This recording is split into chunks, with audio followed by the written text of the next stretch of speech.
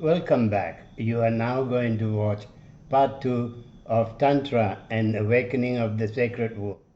When you do Kali, when you do Kareem, you need to have your throat, and the sound has to come to your throat, your third eye, and your heart. So it's got to go deep voice, and you go Kareem. And then the Hreem has to go direct to the heart. Hreem. And then the navel, you got to go hum, hum. When you do the navel, you pull your stomach and you can actually feel the energy going there.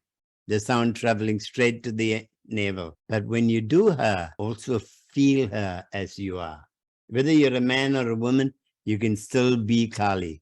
Because within a man, there is a woman, there's a feminine energy. And within woman, there's a masculine energy. So if a woman is a devotee of Vishnu or Krishna or Lord Shiva, you can see yourself as them.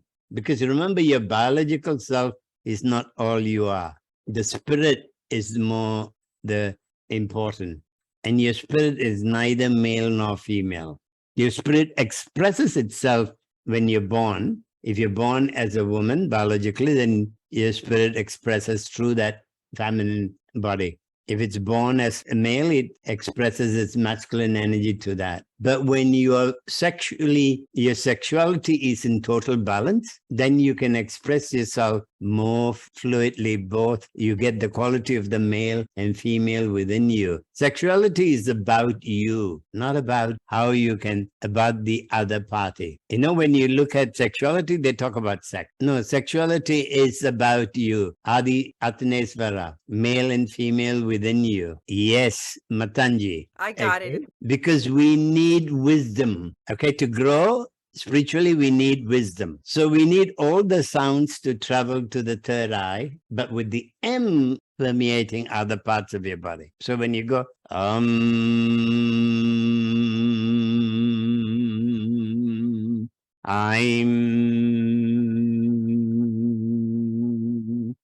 Harim, I'm Shrim,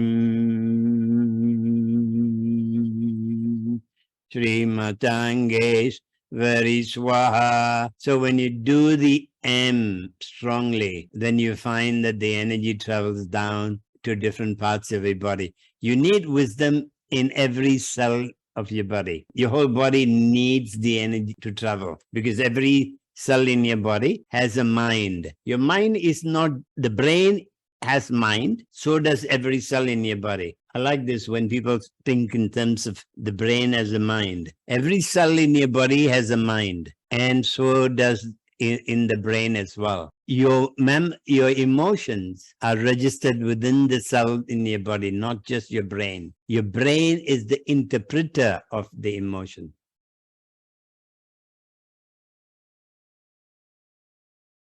Because that's why sometimes you get a pain in your body when you experience a certain emotion or around your solar plexus area when it's anxiety, when it's unexpressed anger, frustration, it's in your thyroid gland. Okay, around your throat area because you're restricting your expressiveness. So you need Kali there, you need Matanji in your crown chakra, but you need Matanji also in the whole body. So how do you get the Matanji to go down? The mantra energy to go down is the way you do the M.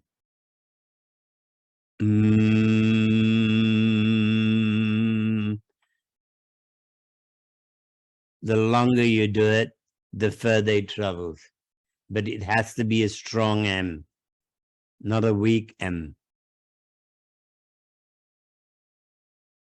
Now, anybody has a question?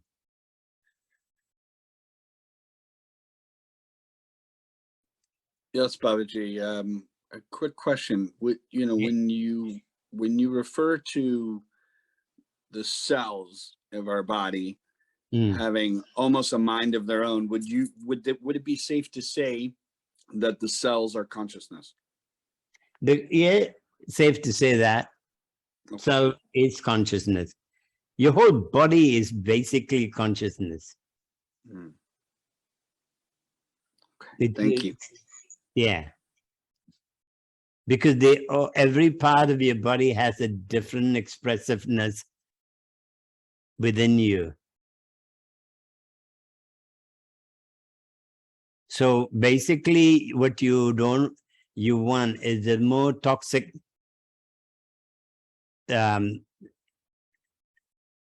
most toxic your cells and the surrounding of your cells are, the more trouble you have. Yes, my dear Nova. What is the correlation between Matanji and Tripura Sundari? Now, Tripura Sundari is basically in the crown chakra. Okay? But she's also, that's when the ultimate intelligence, ultimate grace, ultimate beauty.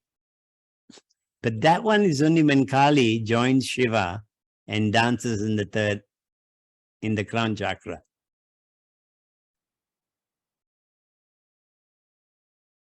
I know a lot of people want to do Tripura Sundari mantra and focus on her.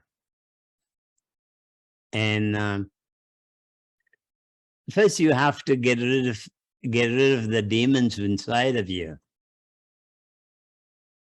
And for that you need Kali, and then you need to bring joy into your life with Matanji, and you got to bring in the energy of love for yourself by Bhuvaneswari. And then the most important thing is you got to get rid of your ego, the I, don't you dare tell me this, the I factor. That you need, Chinnamaster. When you feel so comfortable within yourself that you don't care about the I factor.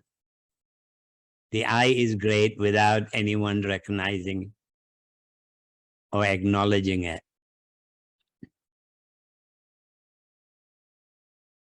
Because but as long as the I factor is strong in you, you find that becoming spiritual becomes a hard journey. Because there's an obstacle. There's a lot of emotion that it controls a lot of your emotional self. Yes, Shakti. Vanakkam, Maestro. Vanakkam, everybody. Vanakkam. Thank you for this opportunity again. Like, listen to you is like, I just can feel the vibration when you do the mantras. I can feel like a river flowing, and that helped me to understand better. Every time I'm here, the way the mantras, the sound has to flow inside. So first of all, thank you, Maestro. You always put my vulnerability like in a surface, like in a superficial kappa. I don't know how to say it. Like I was very sensitive with you. Thank you so good. much. It's good. You've been following me for years now. Yes, Maestro. And hopefully we can continue learning and sharing and releasing this beautiful medicine these days. Master, I have two questions. The first one is about the goddesses, about Kamlamika, and the relation that I feel when I, for example, do the mantra Kamlamika that you have on YouTube. I always like trying to visualize the goddess, but yes, I always like has this connection with Lakshmi, the prosperity, the abundance. So I think I don't know if they are the same goddess or are very related. So that's my first question, Kamlamika and Lakshmi. Okay, Kamlamika is that came through Kali, that group that comes through Durga, Kali. Lakshmi is basically all of them are one. Okay, there is Adi Parasakti, which is the mother of creation. And she is Lakshmi, she is Parvati, and she is Saraswati. Okay. Okay, from the Adi Parasakti, you have Kali. Okay. And Kali, you have all the Mahavidya goddesses. So, yes, they're both related in the sense that they're both for prosperity. But Lakshmi is at the higher realm. Okay, for normal humans, it's difficult to get her to give us her blessing, because she's outside of us. She's on the higher realm. Whereas Kamlamika, on the other hand, is within you. So it's easier to awaken her within you than to go look up to the sky and look for Lakshmi. Okay. Okay, so Beautiful. Kamlamika is within you. Within me. That's beautiful. Actually, within your yoni as well, the womb. Okay.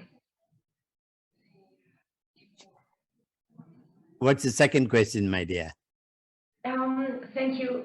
That helps me a lot to connect. Oh, that's so beautiful. I love the way you express it, because it's like my macrocosmos is connected with my microcosmos is connected with the macrocosmos, and I have the energy, the divine goddess energy within me, but also this like a respectful level, and you always like you have inside, but you can also feel this presence outside. So it makes a lot of sense, and I love to practice the mantra, like visualizing also this connection with the goddesses. The second question, Maestro, is actually, I don't know if it's a question, but I want to share that the power of mantras, of Bija mantras. I have my one uncle that was very, very, very sick last year, in December and January. He died on February, and he has diabetes. He lost his eyes, his ear, the hearing. They cut a part of the food. Well, I had a lot of things what was very, very hard. But I always have this thing that when I was like a little bit unbalanced and I do my mantras, I can feel the power of them. He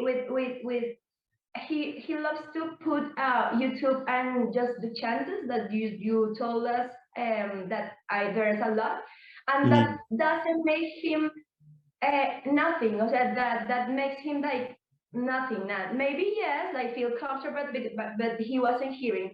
But when I put your mantras, your sounds, the YouTube videos, it was so strong for him. Like he wasn't hearing because their hearing was not working, but the sound goes into the conscious, subconscious, the memory of the cells, and you can feel how he was like he was changing everything inside. So with my uncle, I can realize the power of the Bija mantras. And also when I feel that people is like very sick, it has like it feels like a very strong medicine. You know what I mean? It's like when you are fine, like you're balancing your vibration, the mantras flow as a river. As when I listen you, the vibration of your end is like whoa, whoa, whoa, whoa. It's so beautiful.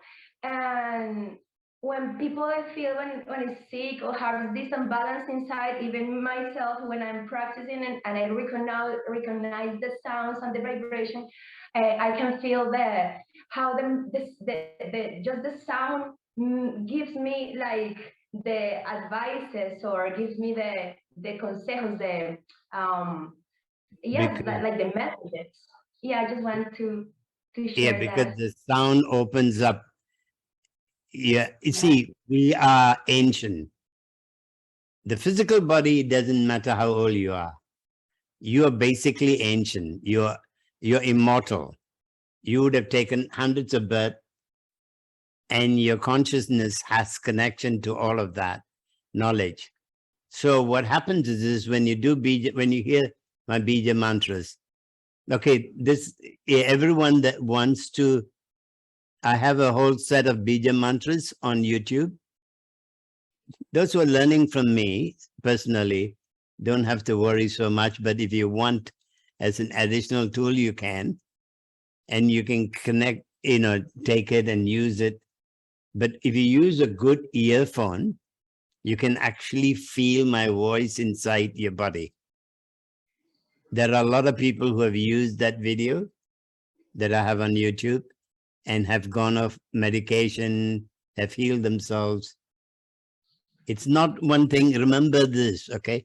When you're listening to it, it's not going to happen overnight. It takes a lot longer time for you to get, because I can only do so much on a video, and I can't show a lot of secrets on a video like that because people can misuse it. So there's a difference between what I share on YouTube and what I teach when you're online with me one-on-one. Thank you for sharing, my dear Shakti. Thank you, Maestro. Thank you. Welcome. Welcome. Yeah. Mario. Okay. I hope you're doing well. And my question, well, it's not much of a question. It's more of a understanding, verification, if you will. Kali Ma, I guess it seems like from what I've been studying so far, and of course, there's a lot of misinformation out there. Oh yeah, huge amount. Right, there's a lot. But it seems like, and I want to verify this with you, that Kali Ma, even though she seems to come from darkness, she's really trying to take us from darkness to light, and that's the reason for her transformational attitude, the attitude of transformation, or the ability to go from darkness to light, and show us the true beauty of our inner nature and transform those negatives into a positive. Does that seem right? Yep. And that's why with her mantra, you got three very important points that you send her mantras to. Because basically our tongue is the one that takes us into darkness. Okay. The language we use, the way we use our language, that creates a lot of problem that actually start. I mean, if you look at a baby, it's so open. I mean, it can see energy, it can feel energy, it's so perfect. And then the darkness creeps in. So in this lifetime, darkness creeps into us. The way we choose our words. Unfortunately, don't blame, none of us are to be blamed for this, because over the thousands of years, the last few thousand years, the environment has become very toxic. The environmental pollution. So wherever you hide, it's still going to affect you. The only way you can free yourself is to create energy around you that will prevent the environmental pollution to affect you as much. It still affect you in certain way, but not as intense as if you have not practicing at all. So Kali allows you that her mantra, first of all, cleanses the throat chakra, opens up your third eye, opens up your heart chakra, And most of all goes to your navel, where all your karmas are recorded, and gets rid of that information there. So she's got a whole spectrum that she covers. That's why she's the goddess that takes you from darkness to light. Yes, it seems like she's a goddess of tough love as well. Tough love in the sense that if within your life or within a person's life, she will push you towards the deep end of the pool to see if you will make it as well, you know, to see if you will survive. So it seems like she's very tough love as well. Actually, I have a different experience with her. She's the most compassionate goddess of all of them. She's the one that actually wants to see us all go to the light. But yes, between her and the planets, they put a lot of challenges in front of you. She doesn't do it herself. The planets do her job for her. For more of the planets and the sacred womb, keep watching the next video. Thank you.